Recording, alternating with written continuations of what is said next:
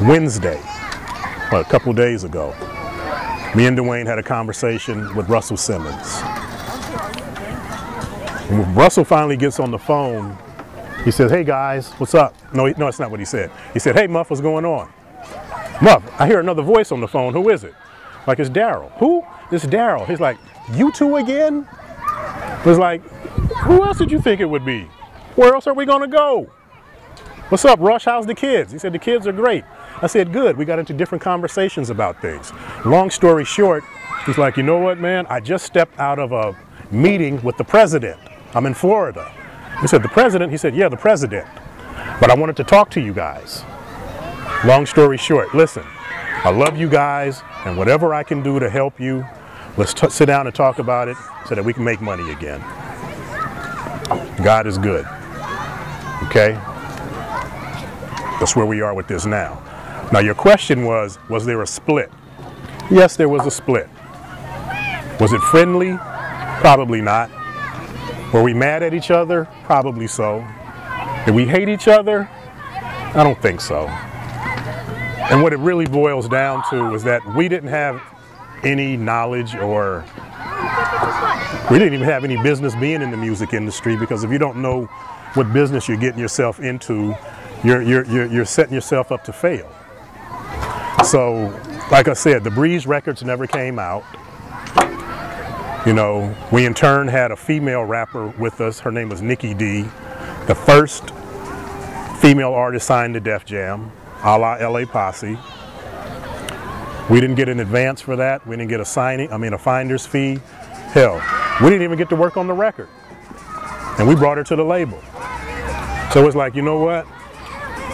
We're too creative for this shit. The third album of LL came out, Walking with a Panther. We wanted a better deal because the first deal we had wasn't good. Russell wasn't going to give us a better deal. Unbeknownst to us, we didn't really understand what Russell's deal was like with Columbia. So it was probably not much that he could do without giving away more than he was supposed to make. So I was like, okay, cool. I tell you what, you guys have the contracts ready prior to us going in the studio, and we'll go in. Well, the day came when we all showed up at the studio, me, Dwayne, LL, Stevette. No contracts were there. Me and Stevette got up and left. LL and Muff decided to work on the record by themselves, and they did. There were some agreements, some verbal agreements that were made between the two of them that didn't pan out at the end of the day. So it was like we were always getting the short end of the stick. Always. We just didn't think it was fair. So I was like, okay, I tell you what. Lyor's from LA originally also. He knew us back in the Uncle Jam's Army days, so we thought it would make our transition at Def Jam a little easier. Again, unbeknownst to us, he was a partner over there. So what is a partner going to do for his business? He's going to look out for his best interests. So I said, listen, I have been talking to different people, started getting with different attorneys and things, and started learning a little bit more about the entertainment business, the record business per se. And they were like, you guys just produced an album that sold 3 million records. You should get a production deal. We were like, well, what's that? You don't know what a production deal is? We're like, no. It says where you go to a label and they give you a chance to form your own little independent label like Def Jam, and you can sign as many acts as they agree to. That sounds good to us. I said, I'll tell you what, we'll go talk to our management about it. I didn't tell y'all that Russell was my manager too. And he was the label. Anyway, we go back to our managers and say, listen, we want you guys to go get us $1 million deal. I'll never forget Lyor. Daryl, you will never get $1 million deal. I was like, all right, Lyor, I'll tell you what, I'll come back to you and let you know some information. Little time goes by, I come back, I say, Lyor, listen, I need you to come to a meeting with me. Where? We're going to Atlantic Records. For what? Remember that $1 million deal you said I couldn't get? Well, it's on the table. Okay, so Lyor really didn't understand what was going on, but he didn't want to miss out on an opportunity. So he comes with me to the meeting on the day that we have the meeting. I'm going to say that the meeting was supposed to start at 10 a.m. We get there, we're sitting in the lobby, it's 10:15. I'm Lyor Cohen. I don't sit in fucking offices waiting for anyone. This is some fucking bullshit, Daryl. I knew this was some bullshit, Daryl. I'm out of here. Peace. Sylvia Rohn walks out. Hey, baby, how you doing? I'm scared.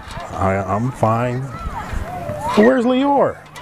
I said, he left. He said, you took too long to get him. She turned and looked at the security guy. She says, is that what happened? He said, yeah, Sylvia. He said he didn't want to wait on you. You made him wait. She says, you know what? Fuck him. I'll do the deal directly with you guys. My heart dropped.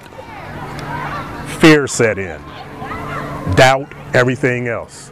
Because, you know, you're 22, 23 years old. You know, this doesn't happen. This is a fairy tale. It happened. We had an incredible attorney. We had offers from like 4 or 5 labels. We could have taken every deal that we wanted to, all of them at the same time. But we chose to go with Atlantic because we felt that being with Sylvia, who was our people, we would be treated better and we would understand a little bit more about what was going on. So in that deal, we was like, fuck it, Russell ain't gonna do nothing with Breeze, we'll take him back. And we did it, you know, kind of gangsterish. We just took him. And we let Russell know. And Russell was like, all right, cool. Give me $150,000 and 2 points. Peace, Rush. Peace. Put the records out, you can make $150 million. We're not gonna give you $150,000. You have the product. You know what I'm saying, in terms of the masters and everything, but you don't want the artist. So we'll take our artists and go elsewhere. Sylvia gave us a budget for him. We kicked him another advance. And he's feeling great about himself. He's about 18 now and he's already made about $100,000. You know what I'm saying? We have a 4-album deal over there. One of the albums is LA Posse. They wanted us to be a group. We didn't want to be a group. We was like, we tried that rap stuff and people just don't like us. Not doing that. They like our music, but you know, we wasn't like Spody rappers. We wasn't fly or nothing like that. But we're like, okay, we'll do it because in our minds, we'll be like, let's do a collaboration. Let's get a lot of rappers together and just do it like that. And we were thinking, you know, we could get Chuck D on a record, we get LL on a record, we get Jalil and Ecstasy on a record, and Sylvia was like, no. We didn't understand why she said no, but if you really think about it now, you got a whole bunch of labels to do business with, and it's just gonna get messy. You know what I'm saying? But we started recruiting our own crew.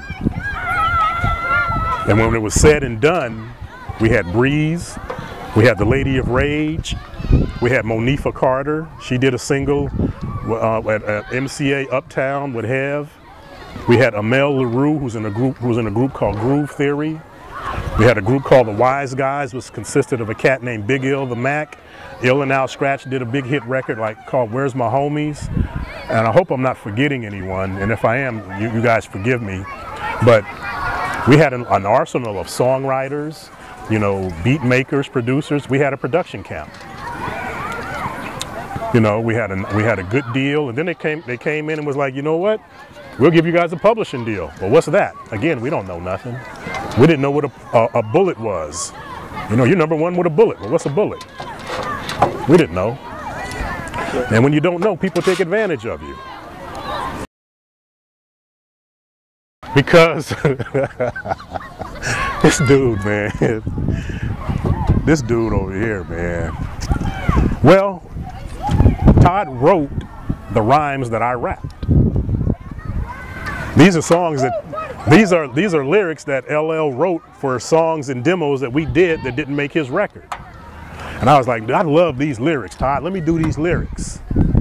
He's like, okay. I said, well, you give you the credit. You get, you know, all your writer's credit and everything. But this, I'm gonna rhyme it. But I know he's thinking in his mind, dude, don't make me look bad. You know, these is LL lyrics, yo. Don't make me. So I'll be at home practicing.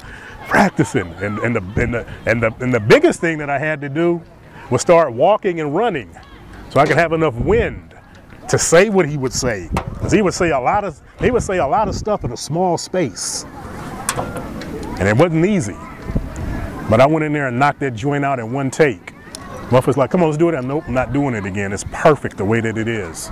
You know what I'm saying? That's that LL arrogance that rubbed off on me. I'm thinking I'm Big Dad now. I'm thinking I got some swag now. I'm thinking I'm the business. You know what I'm saying? But yeah, he wrote a couple of joints that we recorded. We were putting together, and I'm gonna be honest with this. We did not focus on that album and do it the way it was supposed to have been done. We acted like junk men and put stuff together and compiled what we turned in. And guess what? They accepted it. And we had 2 videos off of that album. We did a title track to a B-rated movie called Waxworks 2, Lost in Time. So we weren't that bad. You know what I'm saying? You know, we never had a publicist.